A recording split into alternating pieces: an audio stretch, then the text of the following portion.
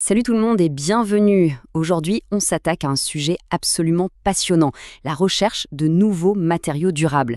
Pour beaucoup d'industries, c'est un vrai labyrinthe, un véritable casse-tête, mais c'est aussi une source incroyable d'opportunités. Alors, comment on fait pour s'y retrouver dans ce dédale? C'est ce qu'on va voir ensemble.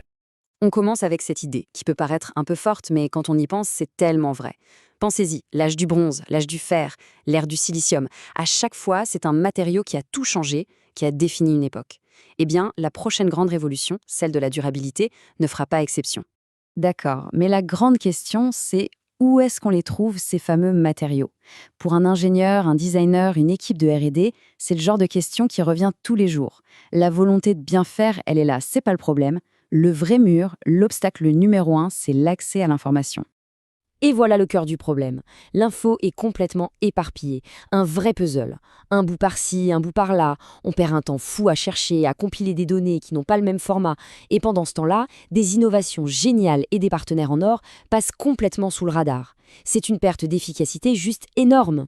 Bon, face à ce bazar ambiant, la solution semble presque évidente, non? Il faut tout centraliser. Il faut un hub. Fini les 50 onglets ouverts dans le navigateur. Imaginez un seul endroit, un seul tableau de bord intelligent où tout converge. Alors, ce fameux hub a un nom un peu technique, une plateforme de business intelligence. Mais oublions le jargon 2 minutes. Ce n'est pas juste une grosse base de données où tout est stocké en vrac. Non, non. Pensez plutôt à un détective privé super intelligent qui travaille 24 heures sur 24 pour l'innovation. Il ne fait pas que ranger l'info. Il la croise, il trouve des liens cachés et au final, il nous sert sur un plateau des pistes concrètes pour avancer. D'accord. Mais concrètement, comment ça marche sous le capot? Eh bien, tout repose en fait sur 3 grands piliers. 3 moteurs qui tournent ensemble pour que la magie opère. Le premier pilier, accrochez-vous bien, c'est plus de 2500 innovations. Et attention, on ne parle pas d'une simple liste, on parle d'un véritable catalogue vivant, qualifié des dernières avancées technologiques. Mais le chiffre, en soi, c'est presque un détail. Le plus important, c'est ce qu'il y a derrière. Chaque innovation est passée au crible par des experts, elle est classée, on évalue sa maturité. Bref, tout le travail de fourmi est déjà fait. C'est un gain de temps monumental et ça garantit une pertinence maximale pour les projets. Deuxième pilier, tout aussi essentiel, les startups. On a plus de 1000 jeunes pousses qui sont suivies en continu.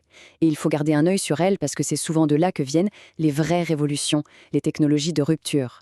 Et là encore, ce n'est pas juste un annuaire, c'est bien plus que ça. On parle de cartographier tout l'écosystème, de surveiller les brevets qui sortent, de repérer les futurs poids lourds du secteur, ou même le partenaire parfait pour un projet collaboratif. Et enfin, le troisième et dernier pilier, c'est celui qui rend tout ça très très concret. Une matériothèque avec plus de 250 matériaux de nouvelle génération, prêts à être explorés. Cette bibliothèque numérique, pour une équipe qui fait du sourcing ou de la conception, c'est l'outil de rêve. On y trouve des matériaux biosourcés, recyclés, avec toutes leurs fiches techniques, leurs applications possibles et, point crucial, qui les fabrique, qui les fournit. Bon, avoir un super outil, c'est bien. Mais sans une méthode, une vision, ça ne sert pas à grand-chose. L'idée ici, ce n'est pas juste de trouver un nouveau matériau vert. Non. Le but, c'est de repenser tout le système, tout le cycle de vie, avec une approche d'économie circulaire. Et cette approche, elle tient en une méthode très simple, mais hyper puissante. Les 4 R. D'abord, réutiliser. Logique, non? On prolonge au maximum la vie de ce qui existe déjà. Ensuite, ressourcer. Là, on va chercher activement de nouvelles sources, des alternatives durables. Troisième R, récupérer. Ça, c'est super important. Voir le déchet comme une ressource, pas comme une fin en soi. Et pour finir, bien sûr, recycler. On boucle la boucle, la fin de vie d'un produit devient le début d'un autre. Voilà, c'est un peu le mode d'emploi de l'économie circulaire. D'accord, la méthode est top. Mais comment on fait pour l'appliquer au quotidien? Comment on interroge cette énorme base de données? Eh bien, oubliez les menus déroulants et les filtres compliqués. On peut juste parler. On peut lui poser une question, tout simplement. Par exemple, et là, la magie opère grâce à une IA conversationnelle. En gros, on peut discuter avec la plateforme comme on le ferait avec un collègue expert, super calé sur le sujet. L'IA ne se contente pas de chercher des mots-clés bêtement. Non, elle comprend le sens de la question, le contexte, et elle donne des réponses ultra pertinentes en quelques secondes. La technologie devient un vrai copilote pour la recherche. Bon, tout ça c'est bien beau sur le papier, mais sur le terrain, quel est l'impact réel?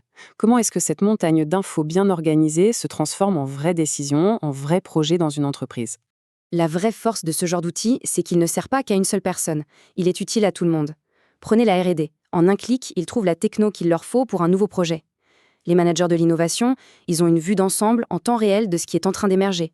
Et puis les équipes sourcing ou achat, pour eux, c'est une mine d'or. Ils peuvent dénicher de nouvelles solutions et évaluer de nouveaux partenaires en un temps record.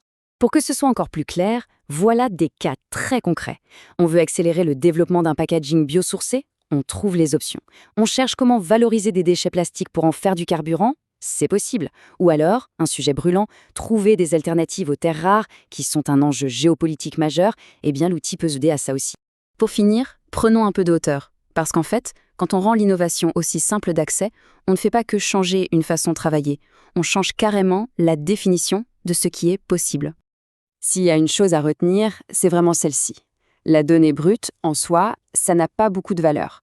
Le vrai pouvoir, c'est quand on la transforme en connaissance, en quelque chose d'actionnable. On passe de savoir que ça existe à savoir comment l'utiliser. Et tout ça nous amène à la toute dernière question. Une fois que la barrière de l'information n'existe plus, la seule limite finalement, c'est notre propre imagination, notre ambition collective. L'outil est là. La question n'est plus est-ce qu'on peut trouver la solution, mais plutôt qu'est-ce qu'on va bien pouvoir inventer avec tout ça.